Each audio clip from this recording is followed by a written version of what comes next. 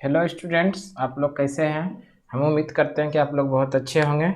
जैसा कि आप लोग देख रहे हैं कि आज एसएससी जीडी का जो प्रीवियस ईयर का क्वेश्चन है, उस प्रीवियस ईयर के क्वेश्चन का जीके पार्ट का जितने भी क्वेश्चन हैं 25 क्वेश्चन, उन सभी 25 क्वेश्चन को फुल एक्सप्लेनेशन के साथ हम लोग पढ़ेंगे। ये 25 क्वेश्चन ही नहीं बल्कि इससे 50 क्वेश्चन या 60 क्वेश्चन होने की पूरी संभावना है। इसको फुल अच्छे से एक्सप्लेनेशन के साथ पढ़ेंगे और आप लोग समझने का प्रयास कीजिएगा। तो हम लोग स्टार्ट करते हैं। ये मेरा सेट नंबर 3 है। इसके पहले 2 सेट हम पढ़ा दिए हैं, उसको भी आप लोग पीछे लिंक पे जाके देख सकते हैं। तो क्वेश्चन नंबर 26 है, फरवरी 2019 में बीसीसीआई के कार्यवाहक अध्यक्ष कौन थे। 2019 का ये पूछ रहा है। 2019 के कार्यवाहक जो बीसीसीआई के अध्यक्ष थे वो सी के खन्ना थे। कौन थे? सी के खन्ना। अगर अभी का बात किया जाए बीसीसीआई का, अभी सौरभ गांगुली बीसीसीआई के अध्यक्ष अभी कौन है? बीसीसीआई के अभी अध्यक्ष है सौरभ गांगुली। ये भी आप लोग ध्यान रखिएगा, अभी कौन है? सौरभ गांगुली। सौरभ गांगुली याद रखिएगा। बीसीसीआई की स्थापना कब हुई थी? 1928 में। बीसीसीआई का स्थापना कब? 1928 में। बीसीसीआई का हेडक्वार्टर कहाँ पर? वानखेड़े स्टेडियम मुंबई में। वानखेड़े स्टेडियम मुंबई। और एक क्वेश्चन आप लोगों को बता देते हैं, भारतीय पुरुष क्रिकेट टीम के जो अभी मुख्य कोच बनाए गए हैं वो राहुल द्रविड़ को। भारतीय क्रिकेट पुरुष टीम के जो मुख्य कोच हैं वो किनको बनाया गया है? राहुल द्रविड़ को। ये सारा एक्स्ट्रा फैक्ट था, ये सभी जानने के लिए आप लोगों को जरूरी था। क्वेश्चन नंबर 27 देखते हैं, किस पाकिस्तानी जनरल ने वर्ष 1999 में, किस पाकिस्तानी जनरल ने वर्ष 1999 में अपने देश में सैनिक शासन लागू किया था।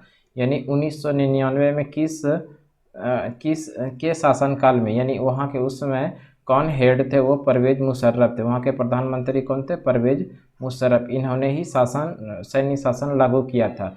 बात करें 1999 की, तो 1999 में ही कारगिल युद्ध हुआ था। कारगिल युद्ध कब हुआ था? 1999 में। कारगिल युद्ध हुआ था 1999 में।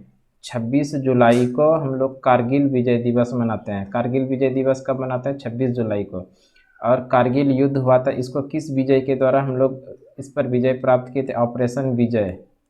ऑपरेशन ऑपरेशन विजय के द्वारा हम लोग कारगिल युद्ध में विजय प्राप्त किए थे, ऑपरेशन विजय के द्वारा। तो कारगिल युद्ध कब हुआ था? 1999 में। कारगिल विजय दिवस 26 जुलाई को मनाया जाता है। अच्छा, एक क्वेश्चन यहीं पे बनेगा, बताइए वर्तमान समय में ये जो कारगिल है, ये कारगिल वर्तमान समय में भारत के किस राज्य या केंद्र शासित प्रदेश में? तो ये लद्दाख के अंदर हो गया है। कहाँ पर चले गया ये? लद्दाख के अंदर। नेक्स्ट क्वेश्चन देखते हैं। क्वेश्चन नंबर 28 है, बनारस हिंदू विश्वविद्यालय की स्थापना किसने की? बनारस हिंदू विश्वविद्यालय की स्थापना BHU 1916 ईस्वी में पंडित मदन मोहन मालवीय के द्वारा किया गया है। तो बनारस हिंदू विश्वविद्यालय की स्थापना कब? 1916 ईस्वी में पंडित मदन मोहन मालवीय के द्वारा। नेक्स्ट क्वेश्चन देखते हैं। क्वेश्चन नंबर 29 है, एजी एजी एक महंगी, नर्म, सफ़ेद और चमकदार धातु है जिसे आमतौर पर किस रूप में जाना जाता है? तो ये पारा के रूप में जाना जाता है। एजी किस रूप में जाना जाता है? पारे के रूप में। चांदी की बात करें, चांदी जो है, चांदी के बारे में थोड़ा हम लोग देख लेते हैं। चांदी धातुओं में चांदी सबसे सुचालक होती है। धातुओं में सबसे अधिक सुचालक कौन होती है? यही चांदी होता है धातुओं में सबसे अधिक सुचालक। पारा की बात करें, पारा भी चांदी जैसा सफ़ेद और चमकीली धातु है। यह साधारण ताप पर द्रव अवस्था में रहते हैं। ये साधारण ताप पर किस अवस्था में होते हैं? द्रव अवस्था में। एकमात्र धातु जो द्रव अवस्था में पाया जाता है वो है पारा। वहीं पर बात करें ओ धातु, एकमात्र ओ धातु जो द्रव अवस्था में पाया जाता है वो है ब्रोमीन। क्या है? ये भी ध्यान रखेंगे, एकमात्र ओ धातु जो द्रव अवस्था में पाया जाता है वह ब्रोमीन। क्या है? ब्रोमीन। नेक्स्ट क्वेश्चन देखते हैं। Question number 30। क्वेश्चन नंबर 29 तो हो ही गया। 30 नंबर देखते हैं। 30 में है, निम्नलिखित में से कौन हिंदुस्तानी गायन संगीत के प्रसिद्ध गायक है? निम्नलिखित में से कौन हिंदुस्तानी शास्त्रीय संगीत के प्रसिद्ध गायक है? शुभा मृदुगल है। ये कौन है? शुभा मृदुगल। इसका आंसर सही क्या हो जाएगा? शुभा मृदुगल। नेक्स्ट क्वेश्चन देखते हैं, 31 नंबर है। किसी निश्चित निर्णय या कानून को रोकने के लिए व्यक्ति, पार्टी या राष्ट्र के अधिकार को क्या कहा जाता है? इसे वीटो कहा जाएगा। इसे क्या कहा जाएगा? वीटो। इसे क्या कहा जाएगा? वीटो। किसी निश्चित निर्णय या कानून को रोकने के लिए व्यक्ति, पार्टी या राष्ट्र के अधिकार को क्या कहा जाता है? वीटो। वीटो जो है एक लैटिन भाषा का शब्द है।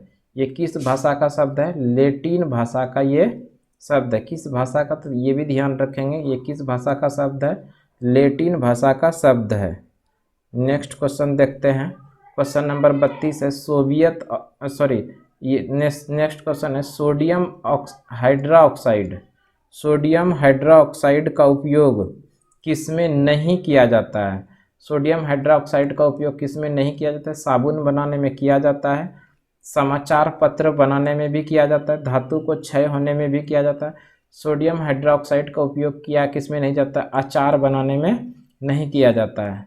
सोडियम हाइड्रोक्साइड का उपयोग किसमें नहीं किया जाता है? अचार बनाने में। और इसके अलावे अगर हम लोग जानें, सोडियम हाइड्रोक्साइड को उपयोग किसमें किया जाता है? पेट्रोलियम को शुद्ध करने में।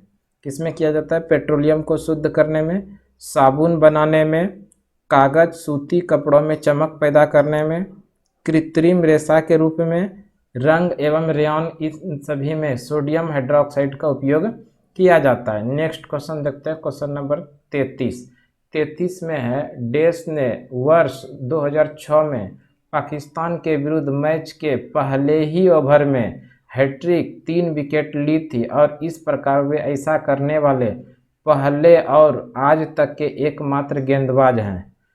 ये कौन है? इरफान पठान। किस देश के साथ? पाकिस्तान के साथ। पाकिस्तान के खिलाफ 2006 में इरफान पठान ने मैच के पहले ही ओवर में हैट्रिक लेकर पहला तथा ऐसा करने वाला आज तक एकमात्र बॉलर बन गए। कौन? इरफान पठान। नेक्स्ट क्वेश्चन देखते हैं, क्वेश्चन नंबर 34 है। 34, भारत की पहली महिला मुख्य चुनाव आयुक्त। भारत की पहली महिला चुनाव आयुक्त कौन है? रमा देवी। भारत की पहली महिला चुनाव आयुक्त कौन है? रमा देवी।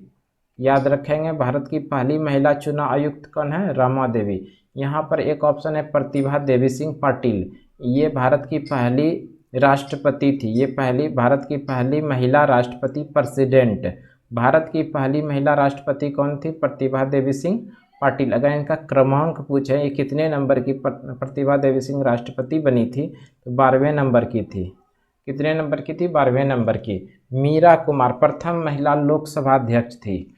प्रथम महिला, ध्यान रखेंगे, प्रथम महिला लोकसभा अध्यक्ष बनी थी मीरा कुमार। और निर्मला सीतारमण, इनके बारे में जानते, ये अभी वर्तमान समय में भारत के वित्त मंत्री हैं। वर्तमान समय में भारत के वित्त मंत्री Nirmala Sitharaman.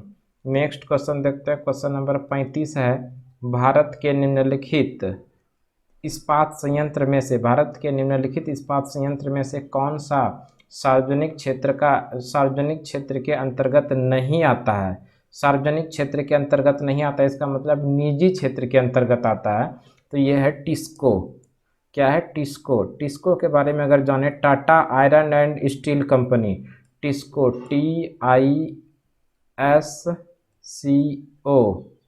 Tata iron and steel company, TISCO. इसको जानेंगे, ये निजी है। किसके द्वारा निर्माण किया गया? इसका गठन किया गया 1907 में जमशेद जी टाटा के द्वारा। किनके द्वारा? जमशेद जी टाटा के द्वारा 1907 में। तो ये भारत का सार्वजनिक क्षेत्र का उपक्रम नहीं है, ये क्या है? निजी क्षेत्र का। किसके द्वारा ये गठन किया गया है? किसका है ये? जमशेद जी टाटा का। गठन कब हुआ है? स्थापना 1907 में।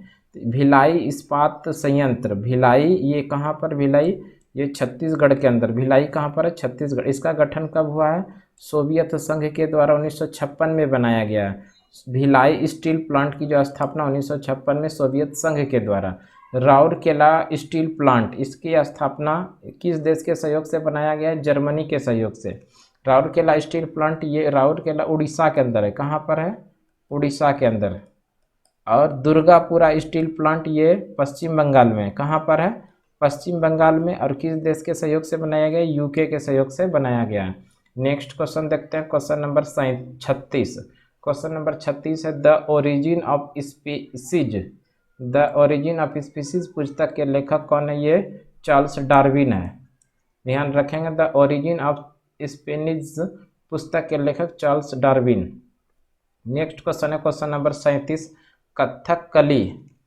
कथकली कथकली की जड़ें किस राज्य में है? यानी कथकली किस राज्य की लोक नृत्य है? ये केरल का। कथकली किस राज्य का? केरल का। वहीं आंध्र प्रदेश का कुचिपुड़ी है। आंध्र प्रदेश का शास्त्रीय नृत्य क्या है? कुचिपुड़ी। कर्नाटक का ध्यान रखेंगे, यक्षगान किस राज्य का है? कर्नाटक का। तमिलनाडु का शास्त्रीय नृत्य क्या है? भरतनाट्यम। याद रखेंगे, तमिलनाडु का क्या है? भरतनाट्यम है। कर्नाटक का यक्षगान और आंध्र प्रदेश का कुचिपुड़ी।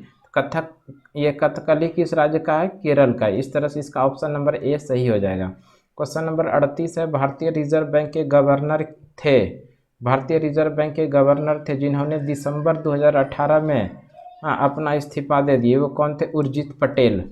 जिन्होंने 2018 में, दिसंबर 2018 में इस्तीफा दिए, वो उर्जित पटेल। उर्जित पटेल के ही समय में विकेंद्रीकरण हुआ था। विकेंद्रीकरण क्या होता है? विकेंद्रीकरण में ही ये हुआ था 8 नवंबर 2016 को। 500 रुपया और 1000 रुपये के नोट को इनलीगल घोषित किया गया था। कब से? 8 नवंबर 2016 से। इन्हीं उर्जित पटेल के समय में विकेंद्रीकरण हुआ था। नरेंद्र मोदी, ये तो भारत के अभी प्रधानमंत्री हैं। डॉक्टर मनमोहन सिंह, इनके बारे में जानते हैं। ये भारत के ऐसे आरबीआई के गवर्नर हुए जो प्रधानमंत्री भी बने। आरबीआई के ये गवर्नर भी रह चुके हैं और भारत के प्रधानमंत्री भी बने। कौन? डॉक्टर मनमोहन सिंह। ये ध्यान रखेंगे, भारत के एकमात्र प्रधानमंत्री जो आरबीआई के गवर्नर भी रह चुके हैं वो doctor Manmohan Singh. Next question देखते हैं, क्वेश्चन नंबर 39 है कि चार मीनार कहाँ स्थित है? चार मीनार हैदराबाद में स्थित है। चार मीनार कहाँ पर है? हैदराबाद में। चार मीनार का निर्माण किसके द्वारा किया गया है? ये कुली कुतुब शाह के द्वारा किया गया। किसके द्वारा? कुली कुतुब शाह के द्वारा। कब? 1519 में। चार मीनार का निर्माण किसके द्वारा किया गया? कुली कुतुब शाह के द्वारा। कब? 1519 में। ये है कहाँ पर चार मीनार? हैदराबाद। हैदराबाद और सिकंदराबाद को जुड़वा शहर भी कहा जाता है।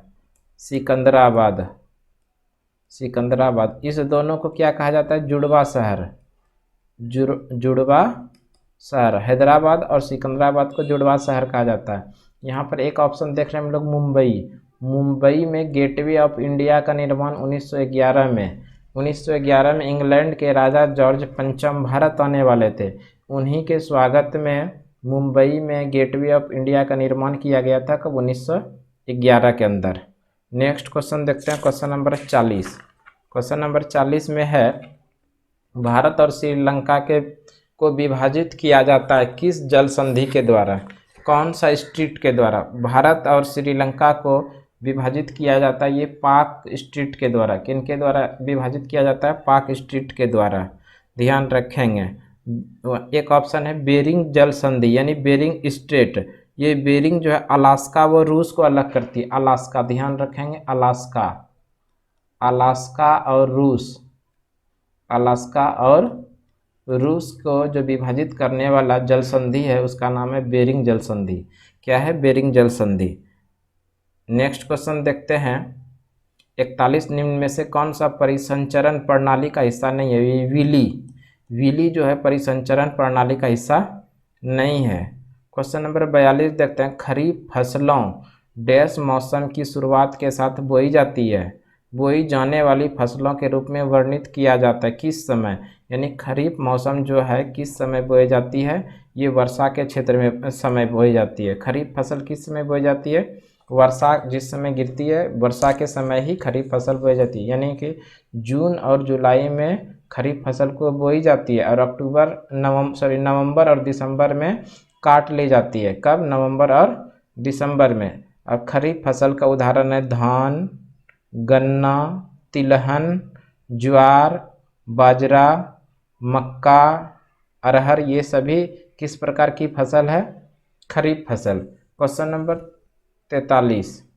क्वेश्चन नंबर 43 में है 43 में कि सबसे बड़ा नदी द्वीप, सबसे बड़ा नदी द्वीप ये कौन सी है? नदी द्वीप माजुली। सबसे बड़ा नदी द्वीप माजुली निम्नलिखित में से किस नदी पर है? ये ब्रह्मपुत्रा नदी पर है। किस नदी पर है? ब्रह्मपुत्रा नदी पर। सबसे बड़ी नदी द्वीप माजुली किस नदी पर है? ब्रह्मपुत्रा नदी पर है। किस नदी पर है? ब्रह्मपुत्रा नदी पर। नेक्स्ट क्वेश्चन देखते हैं। यहाँ पर एक और क्वेश्चन आप लोगों को बताते हैं, ये नर्मदा नदी, इस नर्मदा नदी को गुजरात की जीवन रेखा कहा जाता है। क्या कहा जाता है? गुजरात की जीवन रेखा। नर्मदा नदी कहाँ से निकलती है?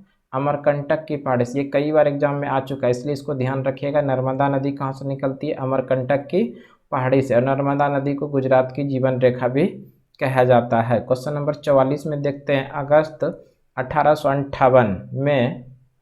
अगस्त 1858 में ब्रिटिश संसद ने एक अधिनियम पारित किया जिसने कंपनी के शासन को समाप्त कर दिया। इसे कौन सा अधिनियम या एक्ट कहा जाता है? भारत शासन अधिनियम। इसे क्या कहा जाता है? भारत शासन अधिनियम।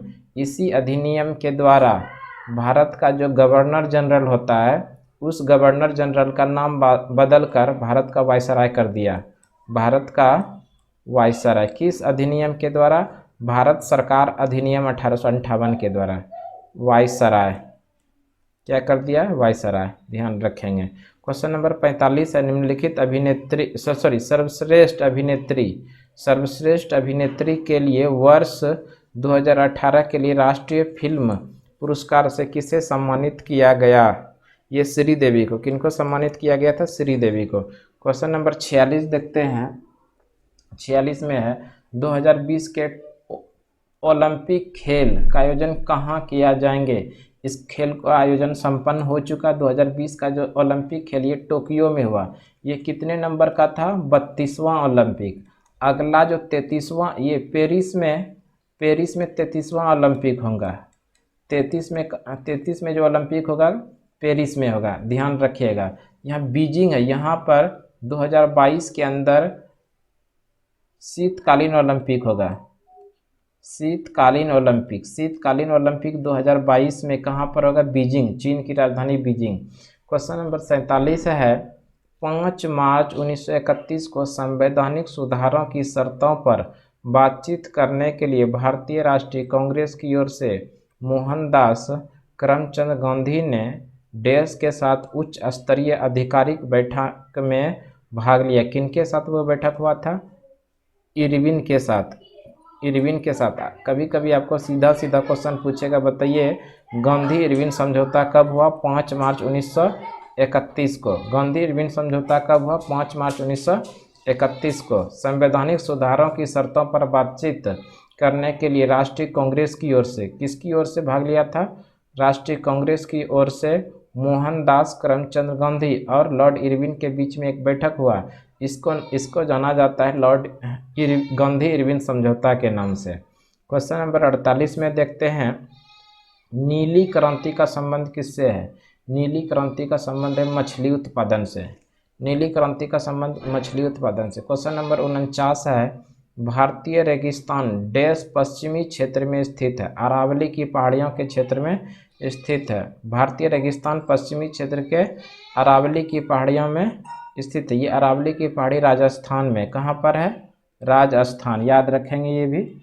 अरावली की पहाड़ियाँ कहाँ पर है? राजस्थान। और इसकी सबसे ऊंची चोटी जो है वही माउंट आबू है। सबसे ऊंची चोटी अरावली की सबसे ऊंची चोटी कौन सी है? ऊंची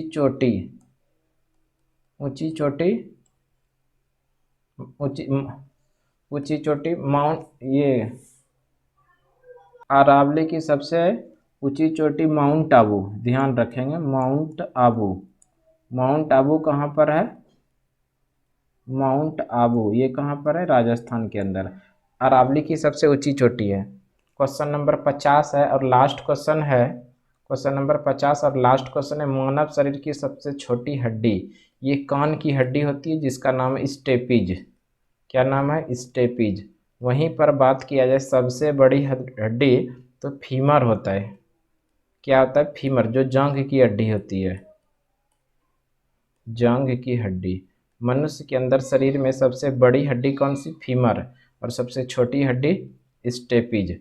इसी के साथ चैप्टर नंबर सेट नंबर 3 जो है हमारा कंप्लीट हो गया। आप लोग बताइएगा कि ये सेट आप लोगों को कैसा लगा।